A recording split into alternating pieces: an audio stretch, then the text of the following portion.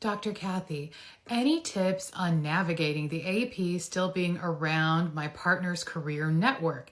It's a small niche here, so I know they'll see them often. Okay, great question. And this is a really scary situation to be in. So ultimately, you guys need to have a game plan, and you need to have lots of guidelines, rules, boundaries about how your partner is going to interact with the AP. It's going to be very triggering for you knowing that they're working together or they work in the same industry and might bump into each other. So I really encourage you guys to have a conversation about where they might possibly interact and how you would like the situation to be handled. So how will your partner respond if they see the AP at a meeting, in the elevator, in the lunchroom, in the parking lot? What would you like to happen there? And ask your partner to come up with ideas for how they think they can manage this. If they work in exactly the same place, or if they have any kind of supervisory relationship with each other, that gets extra complicated and you need to talk about how that's going to be managed. I would recommend that your partner not manage this person and find a way to get this person onto someone else's team. I know that's not always possible, but that would be preferable. Ultimately, there's a few things, kind of rules that I would suggest, or guidelines I would suggest. The first is that there should be no secrets of any kind. If your partner, knows they're going to have a meeting with the AP tomorrow, they should talk to you about that today, not tomorrow after it's happened. Don't keep anything secret. The second thing is over-communicate. Have lots of communication around this and around when they might see the AP, when there might be an email from the AP, so that you always know before something happens rather than afterwards.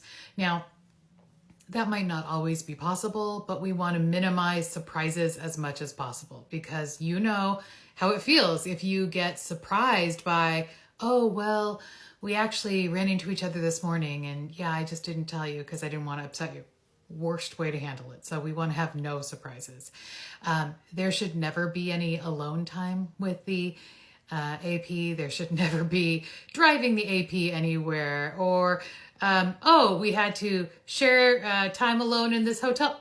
No, there's never going to be any alone time ever again with this person. So your partner needs to plan for that. If there needs to be some kind of prep for a meeting, or, a deck, or prep some kind of materials or whatever, then they need to make sure there's always somebody else included in that, so that they're never alone together.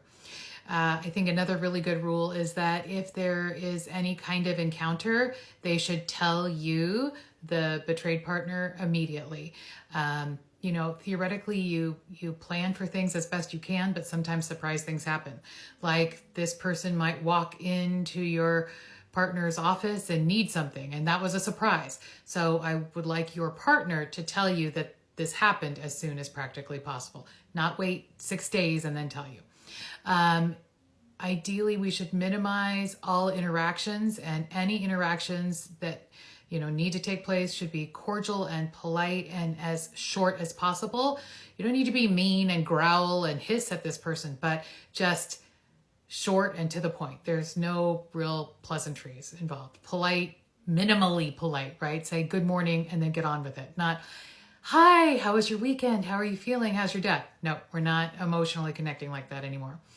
And then the last thing is, if it's complicated, there's, I'm sure, situations that are specific to your partner and their industry and all that. If it's a complicated situation, I would like your partner to come and talk to you before making a decision on their own, and the two of you decide how you're going to handle it. Not they figure it out on their own and then they do it and then they tell you a month later. The worst thing that can happen is for them to do something, not include you in the decision, not disclose it, keep it secret, and kind of keep this squirreled away until a big fight and then it comes out. So we want to minimize that. All right. Hope that gets you started. Keep me posted. Good luck to you.